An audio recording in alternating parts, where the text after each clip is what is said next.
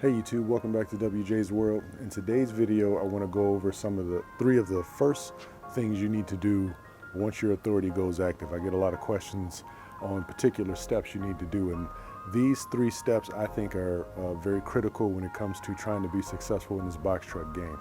So let's go ahead and go over some of the steps that I feel you need to have down when you start your box truck business.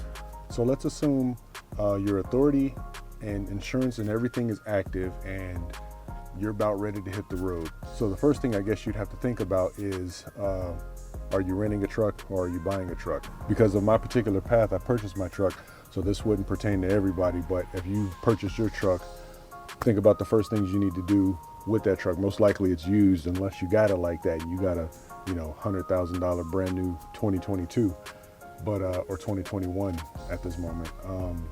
But let's say that's not the case and you bought a used vehicle.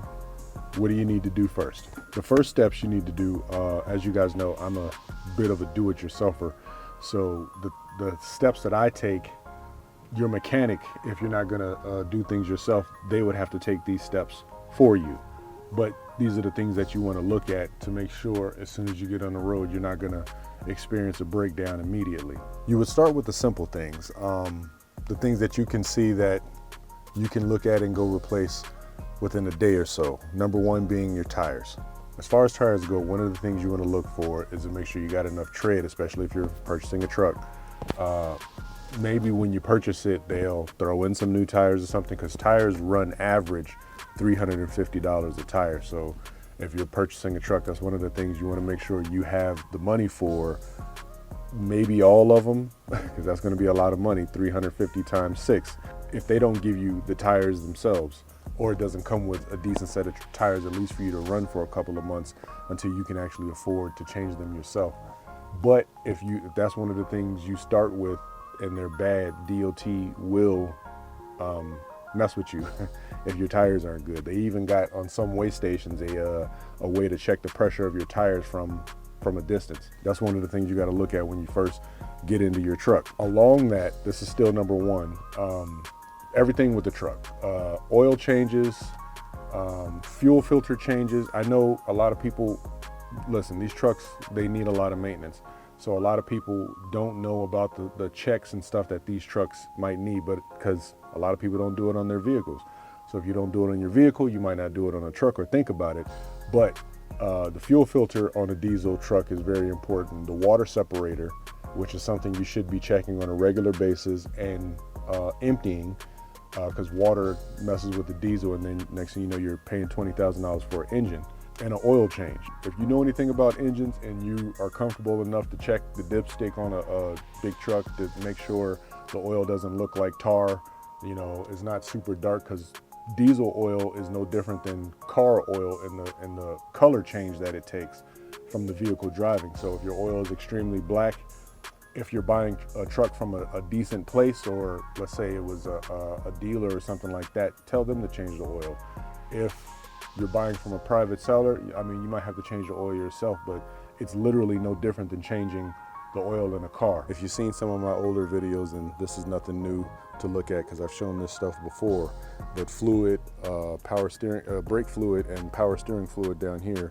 But when you're looking at the tires, my tires were brand new. I actually bought these brand new, and I got them from Walmart, and I believe they were $270 or $280 a tire, but then it still cost $100 to put $50 aside to put them on. I got two brand new front tires. So that's, like I said, that's one of the things you got to think about. I also put new shocks on my truck as well, because these were basically jello when I got them.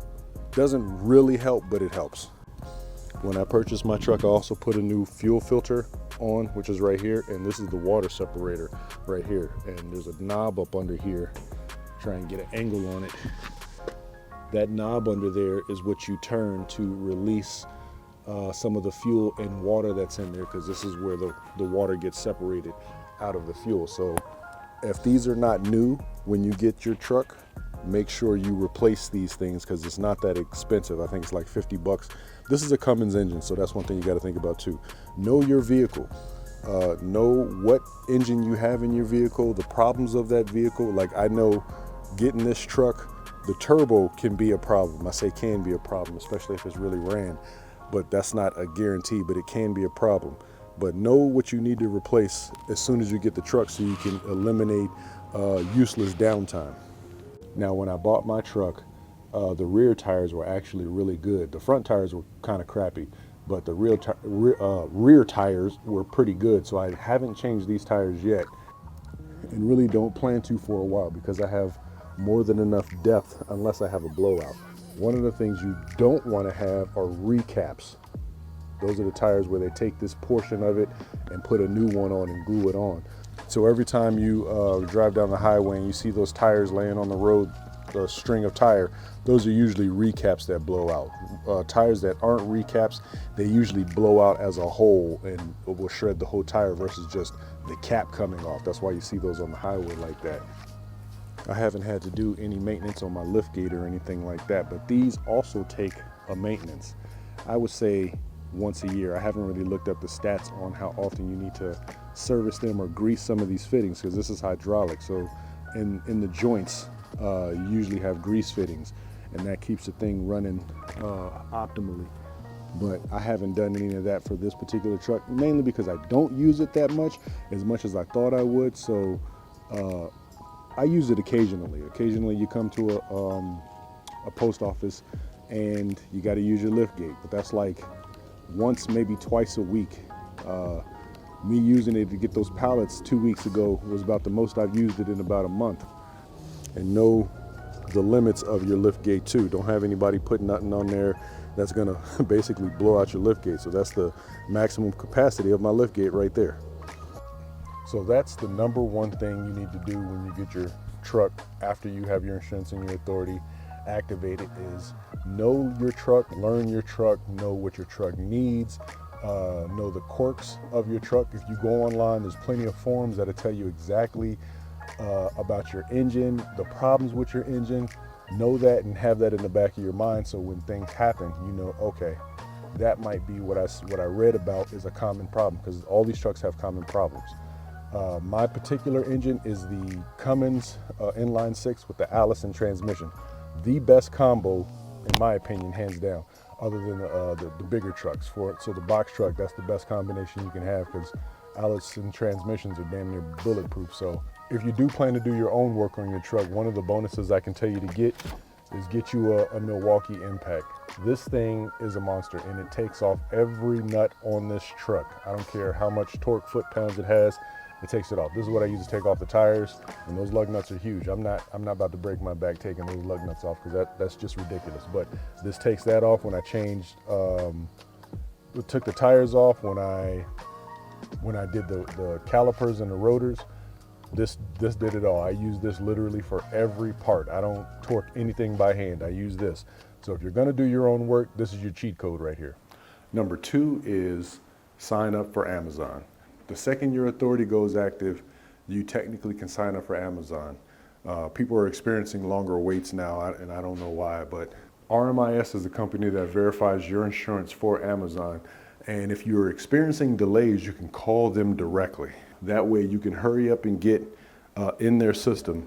Now, the caveat is don't make Amazon your main home, or it can be, I would say, your backup, because you really need to have multiple ways to make your truck work if you want to be successful.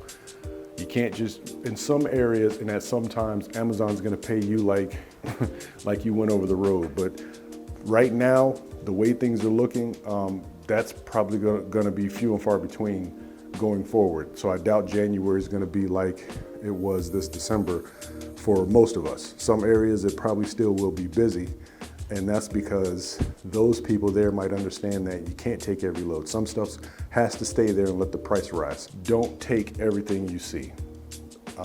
It's hard to do because you just got the truck, you want to get the money flowing. You might have spent a lot of money, you're trying to hurry up and recoup, or get to the point where you're making some money, but you can't take everything. If you take everything, the industry as a whole goes down. So, and that's even on the load board too, on like DAT and truck stop. So you can't take everything, but make sure you do your math on how much it takes, especially let's say you bought your truck flat out and you don't have a truck payment, you just have insurance. Okay, you might be able to take what I can't take, and that's fine. But don't do a dirt ball cheap, because you're saving them money and they're not giving nothing back. It's not like there's a bonus at the end of the year for you because you save them, you know, $50, $60, $100,000. No, they're not gonna do that. They're gonna run with it. So don't give them that satisfaction. Get as much money as you can and negotiate for the highest price. And don't be afraid to walk away. That's why if you're gonna get into this business, you should have somewhat of a little stash behind you, just so you can turn some stuff down, because it's all not gonna be worth it. And if everybody takes the cheap load, they're just gonna keep getting cheaper to the point where they're got loads going to California for 25 cents a mile or some crazy stuff like that. So just don't do it. A bonus for my number 2 alongside Amazon is to get a dispatcher. If you look through YouTube land, some people give their dispatchers up, and some of them you gotta pay to get the dispatcher. However it goes, however you feel you can get it. If you, I mean, number one, if you're serious, you've already put a lot of money into it. So what's, you know, let's say somebody's charging $50 to get their dispatcher. Okay, well, you've already put several $1,000s up to get this thing. So what's $50 to go ahead and get that dispatcher? And then sometimes the free stuff isn't as reliable or isn't the best dispatcher. You never know. I don't know. But what I'm basically saying is, get you a dispatcher however you feel comfortable getting it, whether you pay for it or not. For instance, I know Big Vic uses a dispatcher. You might have to pay for his, I don't know. But if you do, Big Vic's making money out there. So if he's making money from his dispatcher, you can put 2 and 2 together and assume you'd be making money too. So if he charges for his dispatcher or it's in his course, get his course. There you go. Now you got an edge, especially when you first start. Like I said, you've already put several $1,000s up. What's another $100, $200 to get more information? The more information you got, the better off you'll be, and the more likely you will be to succeed. So my bonus for number 2 is make sure you have a dispatcher, and get it however you're gonna get it, but make sure you have one. Okay, and the third thing you guys need to be looking at is signing up to every single carrier you think you might haul for. So what you need to do is go ahead and fill out everybody's carrier package. If you're going to be on any of the load boards, if you're going to pay for DAT, if you're going to pay for Truck Stop 123, Truck Smarter, if you're going to be on any of those load boards where they have consolidated loads, you might as well go ahead as soon as you get started, after you check your truck, after you do all the other things we talked about, go ahead and take a day or two and literally sign up for everybody's carrier package. Reason being is because once you start and you're ready to accept the load, let's say you accept the load from C.H. Robinson. When you accept the load from C.H. Robinson, they're gonna say, hey, do you have XYZ number? We need that number. So C.H. Robinson has a T number. You gotta have that number to take one of their loads. Same thing goes for Landstar, same thing goes for Schneider, same thing goes for JB Hunt, XPO. They all want you to have, and basically check your insurance. So they're not just gonna let you just take it just because you were verified by DAT or Truck Smarter or anybody. They want you to have their number, so they basically have you in their system so you can take their load. Not to say that it can't be done quickly, but it'll be a better process if you just go ahead and get that stuff done. When you go online and you go over to C.H. Robinson, you basically can come over here and sign over to them, to their service, and they have their own load board themselves, but it's through a different carrier. But still, you have to sign up through C.H. Robinson to even get access to that carrier. JB Hunt, same thing. You can come over here and get started to become a carrier. Landstar, here's the same thing. Get qualified so you can be a carrier for them. It's all the same thing. So each one is going to require that you sign up for their carrier package, so they know, basically have your information directly on file through them. So every single one, you're gonna have to do this anyway. So you might as well do it at the beginning. That way you're not chasing your tail as soon as you see a beautiful load on the load board and you wanna go get it. And then they call you and they say, okay, so what's your XYZ number? And then you're like, what's that? And like, okay, well, you gotta fill out our carrier package. By the time you fill out the carrier package, that beautiful load might be gone, or you might be literally negotiating with one of their brokers, and then, you know, they can't do anything with you, particularly that day, because the load is gone and you're gonna have to fill out the carrier package. So it's best if you go ahead and take care of this type of stuff on the computer.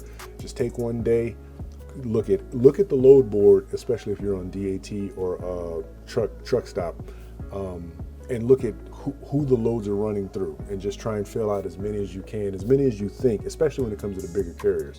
As many as you think you will be running for, you might as well just go ahead and fill out for them, because it'll be a hassle, or you might lose a load. Let's say you're, you know, in another state and you see a carrier, especially if it's one of the bigger carriers, and you haven't filled out their carrier package and you want to take that load. Well, now you're going to miss that load to get out of that state because you didn't do this thing that you could have done in the beginning. Those are 3 things that you really should take care of in the beginning. So number 1 is your truck. You got to make sure that thing is running, get its oil changes, brakes done, tires rotated, balanced, or new ones, whatever you need to do so you're running, because you can't do anything without the truck. Number 2, go ahead and sign up to Amazon. Number 3, go ahead and sign up to the rest of these carriers, as many as you can get done in a day. It's kind of frustrating and it's a little bit annoying because they might have you going back and forth with RMIS. And of course, you got to be on the horn with your insurance agent to let them basically get authorized insured for all these carriers. So it can be a little bit of a hassle, and that's why you should just go ahead and get this stuff done in the beginning. So bonus for number 3 is I'll go ahead and put in the description a dispatcher that you guys can call. I don't know how they work. I know people that use them, but you can see if they work for you. Not every dispatcher will work with you or work for you or, you know, be beneficial to you. But so that's why you got to fill them out for yourself. So in the description is the information to a dispatcher. If you guys choose to use it, feel free to go ahead and use their company. That's about it for this video. I appreciate everybody watching. If you need any information, got any questions, hit me in the comment section. I'll try and get back to you as soon as possible. If you're just getting started, you know, put whatever you can in that truck. Be ready to negotiate, and do not take cheap loads. And I'm talking like $1.20 in that range. I don't care where you are, what type of box truck you got. You can't operate at those levels, and you can't scale or grow your business at that level. Do not take cheap loads, okay? Especially if you're just getting started. And I know it seems tempting, but just don't do it. Be patient and be smart with your load getting, so you can actually be around a year from now. So that's it for this video. So I'll see you guys in the next video. Peace.